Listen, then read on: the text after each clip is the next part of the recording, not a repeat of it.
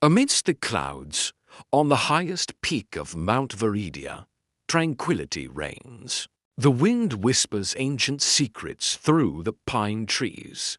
Here, Master Shen sits, a statue of serenity, deep in meditation. But tranquility, as we know, is a fragile thing. Hey, Master Shen, wait up. I brought the almond cookies you like.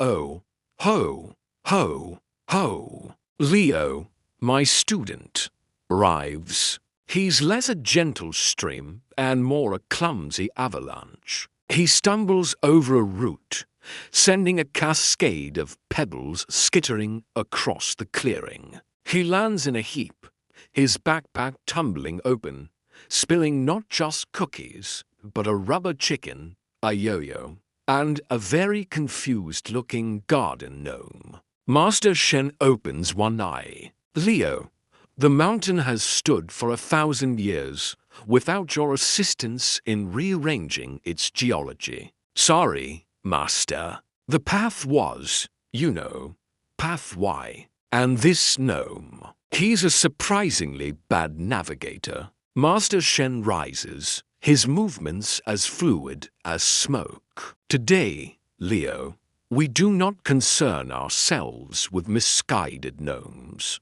Today, we learn to speak the language of the body, to find strength not in the lifting of weights, but in the lifting of self. We begin with calisthenics. Calisthenics, awesome. Is that like fancy push-ups? Observe. The foundation is balance. The world turned upside down is still the world. We begin with the handstand. Master Shen plants his hands on the ground, and with the gentle push of a whisper, his body floats upward, a perfect, unwavering vertical line against the sky. It's breathtaking. Okay, upside-down world, here I come. Leo gets into position. He kicks up with the force of a startled mule. His legs windmill through the air, his body contorting into shapes that would baffle a pretzel maker. He holds it for a split second, his face turning a fascinating shade of plum, before he topples over, not just falling, but rolling. He rolls down a small, grassy incline, gathering leaves and twigs, and comes to a stop with his head gently bumping against a mossy rock. Master Shen glides over, peering down. Leo, you must be one with the earth, but perhaps not so intimately. I think I saw my own spleen, Master.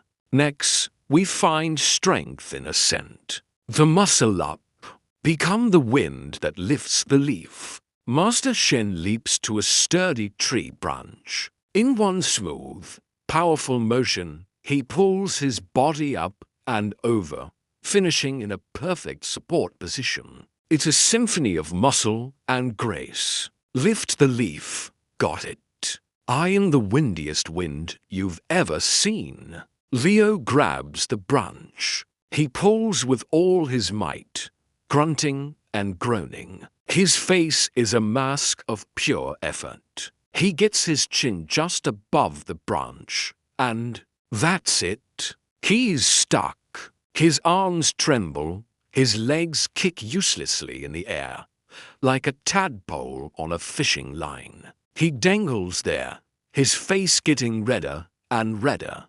Master, a little help. I think my arms are filing for divorce from my shoulders. Master Shen shakes his head, a slight smile playing on his lips. To be stuck, Leo, is to know where you are. A valuable lesson, but I'd rather be somewhere else, preferably on the ground. We progress. The body can be a lever, a flag in the wind of your own will. The human flag, using a tall, smooth stone pillar left by some ancient civilization, Master Shen grips it, and his body extends horizontally, parallel to the ground, defying gravity. He holds it, a banner of human potential. Okay, human flag. I pledge allegiance to the ground. Leo grabs the pole. He tries to hoist his legs up, but instead of extending outward, his body just spins. He spins around the pole like a faulty carousel, his legs flailing, picking up speed until he lets go and is flung sideways, landing in a large, soft bush. He emerges, covered in leaves, and with a small bird's nest perched comically on his head. Master Shen walks over and plucks a twig from Leo's hair. You have become one with the forest, my student. A bit too literally. Remember, the flag must fly straight, not become a whirlwind of confusion. I think that bird is judging me. Let us try another form. The dragon flag. We lie on our back and, using the strength of our core, we pivot our body from the shoulders, straight as a spear. Master Shen lies on a flat rock, grips the edge behind his head, and raises his entire body, rigid and straight, into the air, lowering it slowly, controlled. Dragon flag. I love dragons. Roar. Leo lies down, grabs a sturdy-looking root behind him, and tenses. He tries to lift his legs. Nothing. He tries again, grunting like a boar. His legs lift about 6 inches, tremble violently, and then crash back down, shaking the ground. He tries one more time, putting every ounce of his being into it. The root he was holding onto suddenly snaps with a loud crack. Freed from its anchor, Leo's body, driven by his own straining momentum, flips over backward in a complete, undignified somersault, and he lands face first in the pile of almond cookies. He sits up, sputtering, with cookie crumbs all over his face. Master, the earth, it betrayed me. The earth is a reliable partner, Leo. It is the root you must question, and perhaps the intensity of your roar. Now, for a true test of strength and control. The plan, Chi, to hold your body parallel to the ground, supported only by your hands. It is like a waking dream of flight. Master Shen demonstrates. His body floats above the ground, a solid, straight line of pure strength. It is an impossible, beautiful sight. Flight. I've always wanted to fly. I'm basically a superhero. Leo plants his hands, leans forward, and pushes. For a glorious half-second, his feet leave the ground. His eyes widen in triumph. Then, gravity reasserts itself with a vengeance. His body slams down, and his face plants squarely into the dirt. He lifts his head, a perfect soil imprint on his cheek. I flew. For a second, I was an eagle, a very clumsy, ground-loving eagle. Leo looks defeated, a mess of twigs, leaves, and cookie crumbs. He sighs. Master, am I hopeless? Will I ever be able to do this? Master Shen places a hand on his shoulder. Hopelessness is an illusion, Leo. Failure is not falling down, but refusing to get up.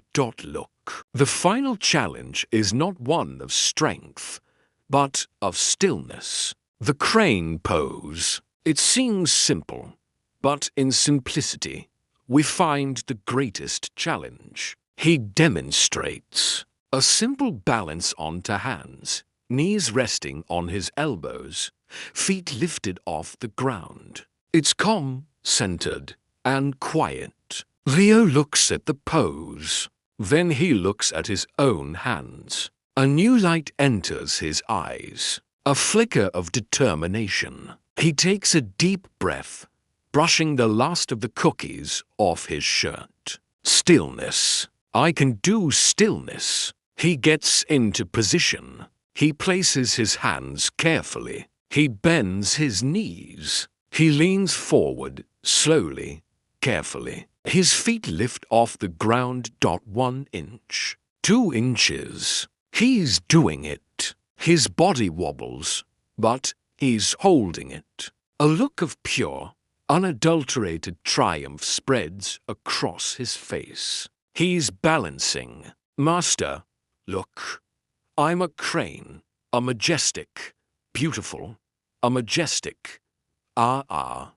His face scrunches up. His eyes widen in panic. Chew. The sneeze is monumental. It echoes across the valley. The force of it sends his body lurching forward. He performs an accidental, spectacular front flip, landing perfectly on his feet for a split second before his momentum carries him backward, where he trips over the garden gnome, who seems to have been placed there by fate itself. He flails, pinwheeling his arms, and falls backward into his own open backpack, getting his legs tangled in the straps. He ends up in a heap, upside down, with only his legs and the rubber chicken sticking out. Silence. Even the birds seem to be holding their breath. Then, a low chuckle from Master Shen. He walks over, stroking his long white beard. He looks down at the tangled mess that is his student. You see, Leo, you were not just the crane. For a moment, you were also the wind, the flip, and the final, surprising landing. The path to enlightenment is rarely a straight line. Sometimes, it is a sneeze-powered somersault over a gnome. Leo's muffled voice comes from inside the backpack. So, did I pass? Master Shen chuckles again, the sound warm and full. The video ends on the two of them, the wise, amused master, and the hopelessly tangled but smiling student, a rubber chicken standing silent sentinel over the chaotic, beautiful scene. Thanks for watching our journey. Remember to find the humor in your own stumbles, and don't forget to like and subscribe for more mountain wisdom and mayhem. See you next time.